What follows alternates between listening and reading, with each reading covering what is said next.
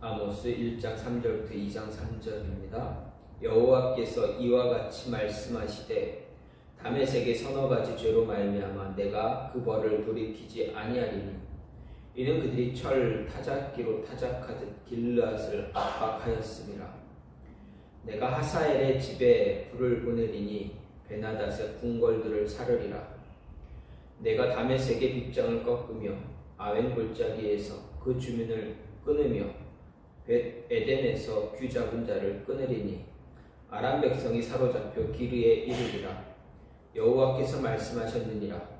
여호와께서 이와 같이 말씀하시되 가사의 서너 가지 죄로 말미암아 내가 그 벌을 돌이키지 아니하리니 이는 그들이 모든 사로잡은 자를 끌어 에돔에 넘겼음이라. 내가 가사성에 불을 보내리니 그 궁궐들을 사르리라. 내가 또 아스돗에서 그 주민들과 아스글론에서 귀를 잡은 자를 끊고 또 손을 돌이켜 에그론을 치리니 블레셋에 남아있는 자가 멸망하리라. 주 여호와께서 말씀하셨느니라. 여호와께서 이와 같이 말씀하시되 두로의 서너 가지 죄로 말미암아 내가 그 벌을 돌이키지 아니하리니 이는 그들이 그 형제의 계약을 기억하지 아니하고 모든 사로잡은 자를 에돔에 넘겼음이라. 내가 두로성에 불을 보내리니 그 궁궐들을 사르리라. 여호와께서 이와 같이 말씀하시되 에돔의 서너 가지 죄로 말미암아 내가 그 벌을 돌이키지 아니하리니 이는 그가 칼로 그의 형제를 쫓아가며 긍휼을 버리며 항상 맹렬히 화를 내며 분을 끝없이 품었음이라. 내가 대만에 불을 보내리니 보스라의 궁궐들을 사르리라. 여호와께서 이와 같이 말씀하시되 암몬 자손의 서너 가지 죄로 말미암아 내가 그 벌을 돌이키지 아니하리니 이는 그들이 자기 지경을 넓히고자 하여 길르앗의 아이벤 여인의 배를 갈랐음이니라. 내가 랍바성에 불을 놓아 그 궁궐들을 사르되 전쟁의 날에 외침과 회오리 바람의 날에 폭풍으로 할 것이며 그들의 왕은 그 지도자들과 함께 사로잡혀 가리라. 여호와께서 말씀하셨느니라. 여호와께서 이와 같이 말씀하시되 모압의 서너 가지 죄로 말미암아 내가 그 벌을 돌이키지 아니하리니 이는 그가 에돔 왕의 뼈를 불살라 죄를 만들었음이라. 내가 모압에 불을 보내리니 그라여 궁궐들을 사르리라. 모압이 요란함과 외침과 나팔 소리 중에서 죽을 것이라. 내가 그 중에서 재판장을 멸하며 지도자들을 그와 함께 죽이리라. 여호와께서 말씀하시니라. 아멘. 오늘 말씀 아모스 1장 3절부터 2장 3절 말씀입니다. 오늘 말씀은 이스라엘을 포함한 주변 8개국에 대한 하나님의 심판에 관한 예언을 다루고 있는 그러한 부분입니다. 그 부분 2장 16절까지에서 8개 나라 그리고 이스라엘 이렇게 심판에 관한 내용을 이야기합니다. 그런데 오늘 말씀은 먼저 6개 주변 국가에 대한 심판입니다. 아람, 블레셋, 두로, 에돔, 암몬, 모압 등 주변 6개의 나라에 대한 심판 예언을 기록합니다. 먼저 3절에서 5절은 아람에 대한 이야기입니다. 여기서 하나님은 아람에 대한 심판 대표적인 원인을 철 타작기로 타작하듯 길르앗을 압박한 것을 이야기합니다. 이것은 북이스라엘 제10대 왕 예후 시대의 아람 왕 하사엘이 길르앗을 침공해서 무자비한 학살을 자행한 그러한 사건을 이야기합니다. 또 6절부터 8절은 블레셋에 대한 심판입니다. 에돔에 사로잡은 자를 블레셋이 에돔에 넘겼다라는 이야기인데 남유다 5대 왕 여호람 때 블레셋이 남유다를 침략해서 왕의 아들과 아내를 사로잡아간 사건, 이것을 이야기하는 것으로 추측합니다. 또 9절부터 10절은 두로에 대한 예언으로서 이제 사로잡은 자, 형제 언약을 기억하지 않고 사로잡은 자를 에돔에 팔아넘겼다라는 것입니다. 이것을 보면 블레셋에 대한 심판 원인과 두로에 대한 심판원이 같은 것을 볼 수가 있습니다. 어쨌든 두로와 다윗 및 두로는 다윗과 솔로몬과 맺은 형제 언약을 버리고 자신 자국의 이익만 위해서 이스라엘 자손들을 에돔의 노예로 팔아넘겼던 그런 악한 행동들에 대한 하나님의 심판 예언입니다. 그리고 11절, 12절은 에돔에 대한 예언이고 이것 역시 에돔에 대한 예언이고 형제국인 북이스라엘 남유다에 대해 적대적으로 대했다라는 것을 이야기하고 또 13절에서 15절은 암몬에 대한 예언, 자기 영토를 확장하기 위해서 길르앗을 침공했던 그리고 길르앗의 임산부의 배를 가르는 그러한 죄, 정말 끔찍한 죄를 저지른 것을 이야기합니다. 당시 고대 시대에는 이렇게 이방 다른 나라를 침략해서 정복할 때 임산부의 배를 가르는 그런 모습이 있었습니다. 그 이유는 이제 보복에 대한 싹을 자르기 위한 그러한 조치였다라고 이야기하지만 어쨌든 하나님 보시기에 인간으로 생각할지라도 우리의 생각만으로도 이러한 죄는 너무 악한 그러한 죄입니다. 에돔에 대한 죄는 바로 이러한 이야기를 하신 것입니다. 끝으로 모압에 대한 이야기가 2장 1절부터 3절에 나옵니다. 에돔 왕의 뼈를 불살라 죄를 만들었다는 것이 바로 모압에 대한 예언입니다. 여기서 죄로 번역된 단어는 석회라고 볼 수 있는데 이것은 적국의 왕의 뼈를 백색 도료로 사용했다라는 것입니다.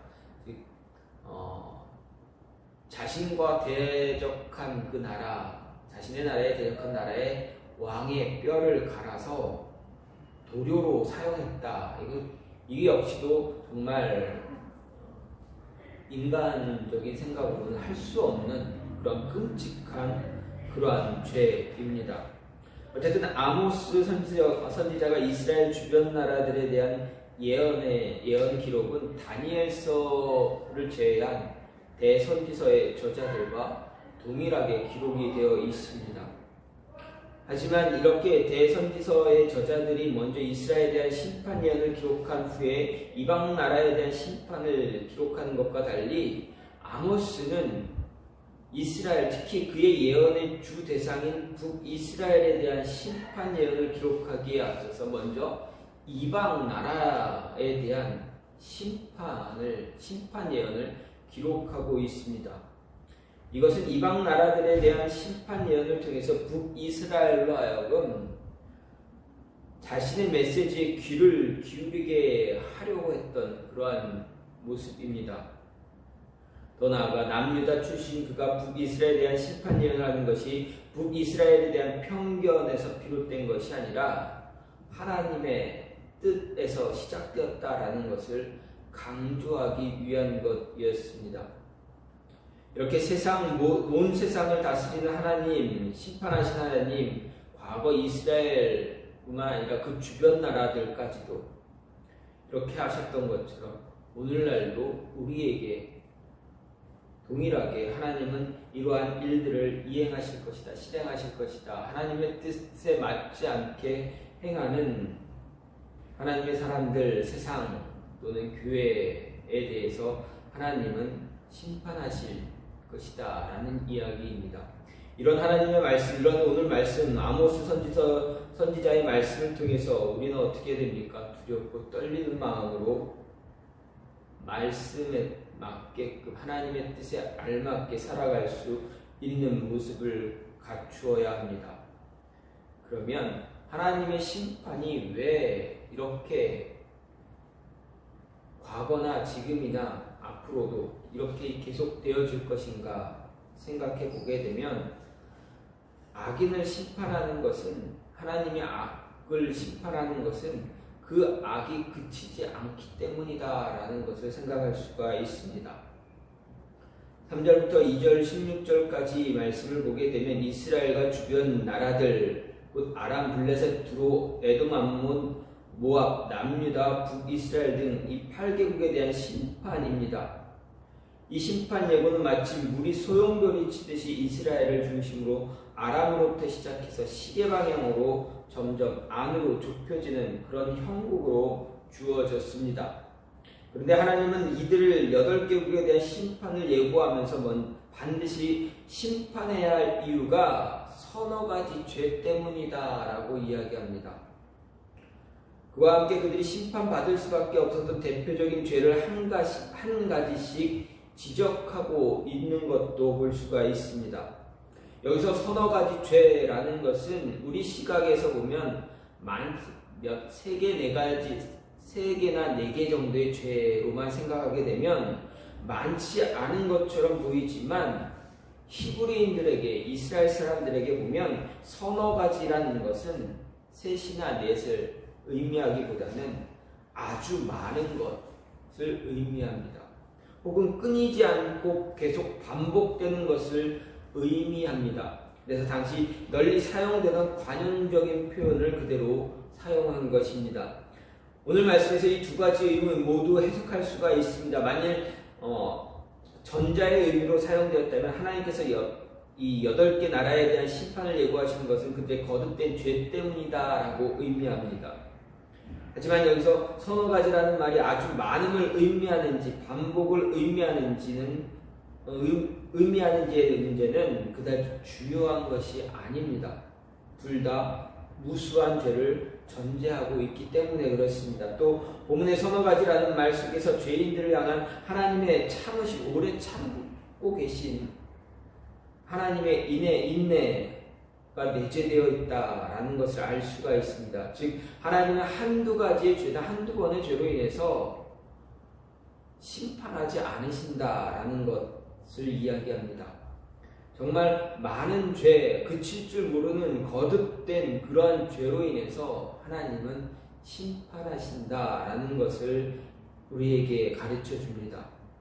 이것이 정말 중요한 것입니다. 우리 인생이 하나님 심판 당하게 된다면 그것이 우리에 대한 하나님의 인내의 한계에 다다랐기 때문이다라는 것을 우리는 알아야 합니다.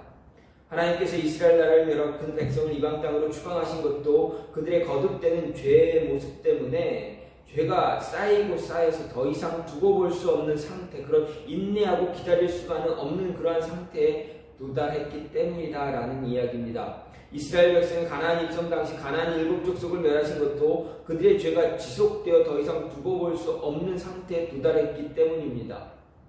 어떻게 알 수가 있습니까? 과거 아주 오래전에 하나님은 아브라함에게 내 후손이 가나안 땅, 내가 약속한 땅으로 들어갈 수 있도록 해주겠다 하시면서 지금은 아니다 라고 하신 이유는 무엇입니까?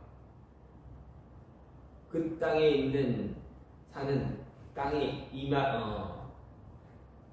그 땅에 살고 있는 원주민들, 가나안 민족들의 죄가 아직 차고 넘치지 않았기 때문이다라는 그러한 말씀을 해 주셨습니다.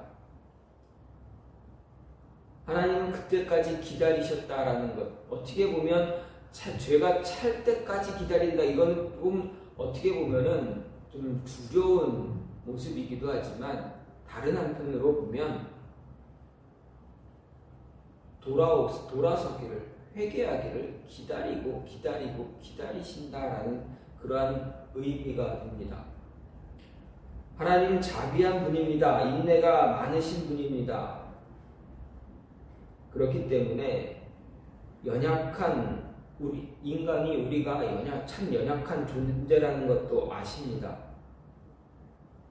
그렇기 때문에 하나님은 우리가 죄를 많이 지을지라도 하나님은 긍휼을 통해서 인내하고 계신다.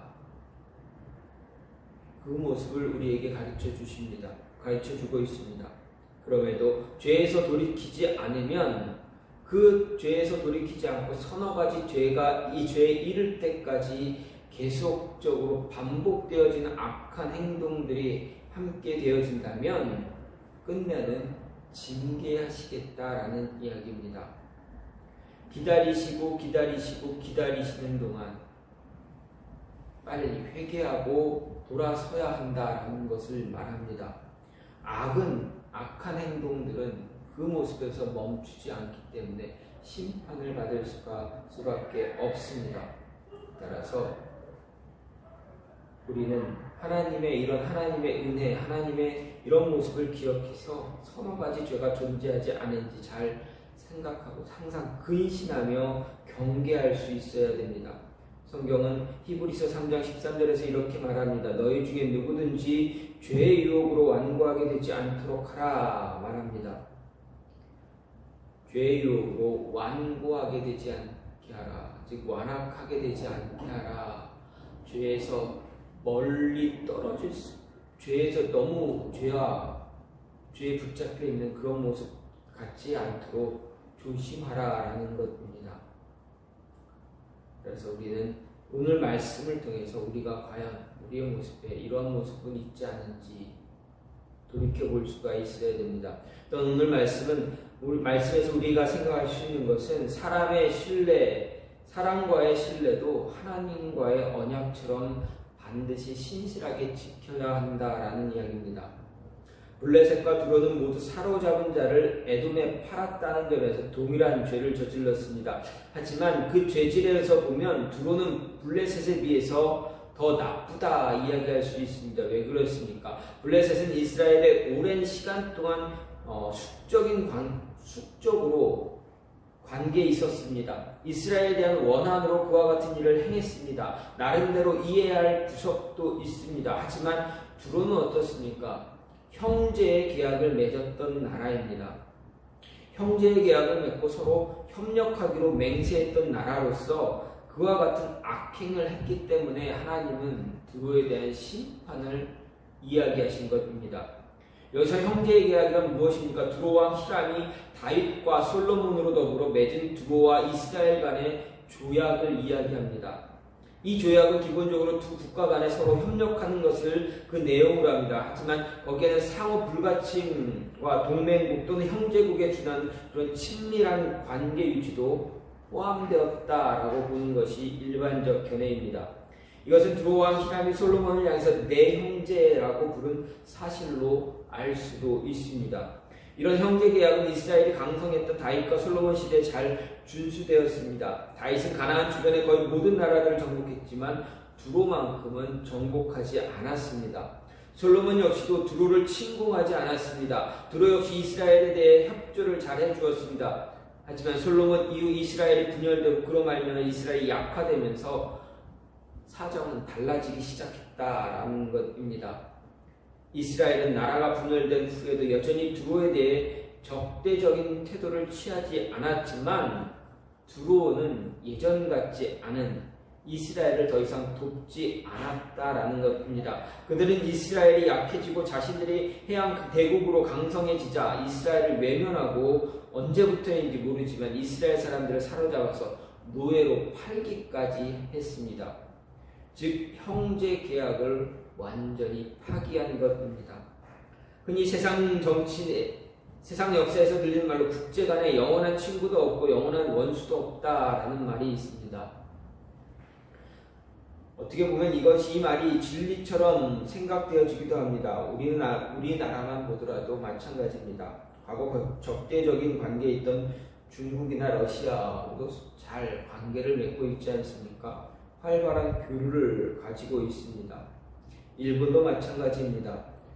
어떻게 보면 36년 동안 우리나라를 탄압했던 그 모습이 있기 때문에 원수라고 볼 수도 있지만 즉 이것저것 같이 도움을 주고받는 그 모습을 보게 되면 정말 가까운 그런 나라가 되어져 있습니다.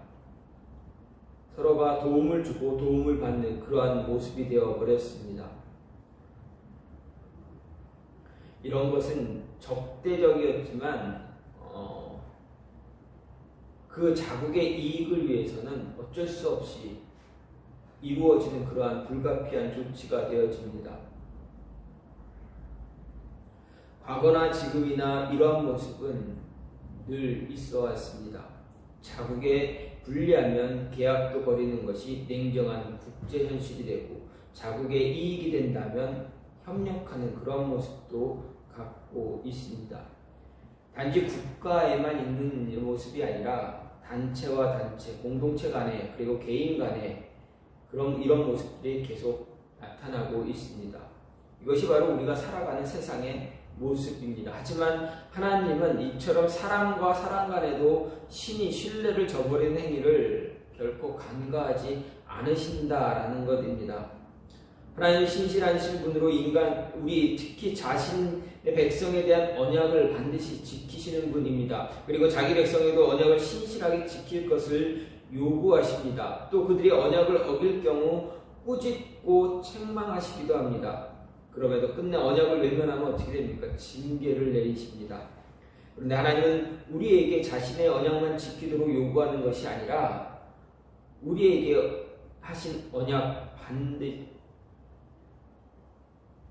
우리에게 자신의 언약만을 지키도록 요구하는 것이 아닙니다. 하나님은 우리의 인간 간의 언약도 반드시 지킬 것을 요구하십니다. 자기에게 손해가 미친다고 해서 하나님은 자기에게 손해가 미친다고 해도 언약을 지키도록 요구하시는 분입니다. 여호수아가 왜 자기를 속이고 언약을 맺은 기브온 사람들과의 언약을 신실하게 지켰는가 생각해보면 이 말뜻을 알 수가 있습니다. 그것은 하나님께서 인간 간에 맺은 언약까지도 신실하게 지킬 것을 요구하셨기 때문입니다. 그래서 우리는 사람 간의 언약도 하나님과의 언약처럼 신실하게 지켜야만 합니다.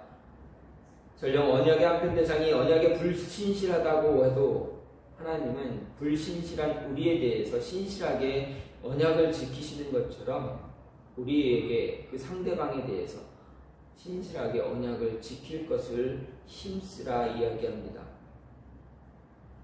누구든지 하나님을 사랑하노라 하고 그 형제를 미워하면 이는 거짓말하는 자니 보는 바 그 형제를 사랑하지 아니하는 자는 보지 못하는 바 하나님을 사랑할 수 없다라고 한 요한일서 4장 20절 말씀을 통해서 우리는 생각을 해보아야 합니다. 하나님을 향한 내면의 사랑이 어떻게 우리 삶에서 구현되는지 실현되는지 잘 나타내준 말씀이라 할 수 있기 때문입니다. 믿음에 대해서도 마찬가지로 적용할 수 있습니다. 곧 눈에 보이는 형제, 주변 이웃들에게 신실하지 못한 자, 거짓을 일삼는 자, 배신을 일삼는 자가 하나님을 신뢰한다는 것은 거짓에 지나지 않기 때문입니다. 따라서 하나님을 신뢰하는 믿음의 사람, 신실한 하나님의 사람이라면 하나님의 신실하심을 본받아 사람들 앞에서도 신실하고 진실한 삶을 살고 그들에게 믿음을 주는 그러한 삶을 살아야 합니다. 마지막으로 오늘 말씀 통해서 생각할 수 있는 건 버려야 할 것 마음에 품지 말아야 합니다. 11절 12절은 이스라엘 주변 나라 가운데 네 번째 에돔에 대한 심판 예언입니다. 오늘 말씀에 의하면 하나님께서 에돔을 심판하신 이유, 그가 칼로 형제를 쫓아가며 긍휼을 버리며 항상 맹렬히 화를 내며 분을 끝없이 품었기 때문이다 이야기했습니다. 에돔은 원래 이스라엘과 형제 나라입니다. 그것은 이스라엘의 조상 야곱과 에돔의 조상 에서는 한 부모에서 태어난 쌍둥이 형제이기 때문입니다. 그런데 에서가 장자권과 관련해서 동생 야곱에 대한 원한을 품게 됐고 그를 죽이려 했습니다. 그것은 야곱이 장자의 축복을 가로챘기 때문입니다. 물론 하나님의 섭리로 인해서 둘이 화해는 했지만 그 후손인 에돔 족속은 야곱의 자손인 이스라엘에 대해 끝없이 원한을 품었습니다. 그래서 이스라엘이 가나안 땅으로 향하여 갈 때 대적했고 이스라엘이 가나안에 정착한 후에도 끊임없이 대적했습니다. 사무엘서를 보면 사울이나 다윗이 먼저 에돔을 공격한 듯한 기록이 나옵니다. 그러나 그것은 사실 에돔이 먼저 도발했기 때문입니다. 그리고 그 결과 에돔은 이스라엘의 식민지가 되고 말았습니다. 이런 상태 오랫동안 계속되었습니다. 그리고 이로 인해서 이스라엘에 대한 에돔의 적대감은 더욱더 커져가기만 했습니다. 그에 비례해서 그 적대 행위 또한 더욱 잔인해져 갔다라는 이야기입니다. 하지만 우리가 생각해야 될 것, 이런 역사적 배경과 관련해 오늘 말씀은 유다가 멸망하는 상황에서 에돔이 유다 사람들에게 행한 일이 무엇인지를 나타낸 것입니다.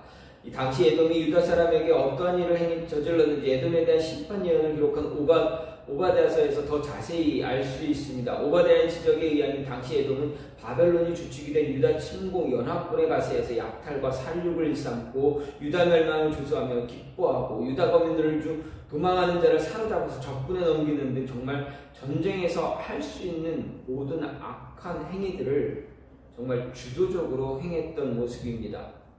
그들은 보복을 위해서 그렇게 했겠지만 결국 유다에 대한 그들의 가혹행위, 형제국에 대한 무자비한 행위는 하나님의 심판과 자신들의 패망을 초래할 뿐이었습니다. 그렇다면 이처럼 에돔이 역사 대대로 이스라엘에 대해 악을 벌였던, 결국 심판을 당하게 된 것은 무엇 때문입니까?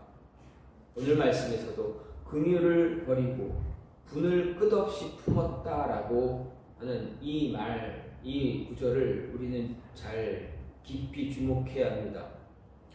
그들이 심판을 자초한 근본적인 이유, 바로 품지 말아야 할 것을 가슴에 품었다, 대신에 품어야 할 것을 품지 않았다라는 것입니다. 품어야 할 긍휼을 버리고 품지 말아야 할 분노만 그들을 가졌기 때문입니다. 물론 본문에서는 이런 표현 외에 그들이 칼로 그의 형제를 쫓아갔다는 것, 맹렬히 화를 냈다는 것이 같이 나타납니다. 하지만 이런 행동들은 그들이 마음속에 품은 것, 겉으로 드러낸 것에 지나지 않는다라는 말씀입니다. 긍휼을 버리지 않고 분을 버렸다면 그들은 그렇게 포악하고 잔인한 일을 행하지 않았을 것입니다. 마음에 무엇을 품느냐에 따라서 그 행동 또한 결정되고, 특별히 마음에 악한 것, 그릇된 것 것을 품고 선한 것, 의로운 것을 내팽개치면 결국 악으로 치우쳐질 수밖에 없다. 그래서 사악한 온갖 나쁜 일만, 죄만 저지르게 된다는 것을 이야기하고 있습니다. 따라서 버릴 것 버려야 되고 품을 것을 품어야 한다라는 것, 선한 것을 품고 사랑을 품고 긍휼을 품고 인내를 품어서 돌볼 줄 아는, 용서할 줄 아는, 함께 할 수 있는 그런 마음을 가져야 합니다.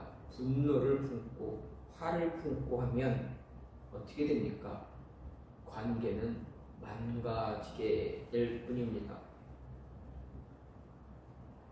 따라서 품어야 할 것을 반드시 품어야 하는 저와 여러분이 되기를 간절히 소망합니다. 오늘 말씀 아모스 선지자는 오늘 말씀을 통해서 분명히 이야기합니다. 버려야 할 것을 마음에 품지 말라 이야기합니다. 품어야 할 것을 품을 때 하나님의 은혜를 통해서 살아갈 수가 있습니다. 또 하나님과 언약을 지키듯이 사랑과의 언약도, 신뢰도 중요하다라고 이야기합니다. 그리고 악한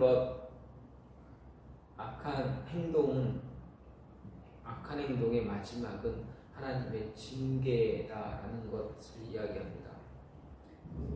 악을 버리고 사랑을 품고 신뢰를 회복하고 믿음을 주고 믿음을 받고 언약을 잘 지켜나갈 수 있는 그런 모습이 저와 여러분 안에 있기를 간절히 소망합니다. 하나님을 향한 모습, 믿음의 모습, 그리고 사랑과 사랑 간의 모습, 이 모든 모습이 동일하게 이루어질 수 있는 모습이 있기를 간절히 소망합니다. 이 시간 같이 기도하기 원하는데, 하나님,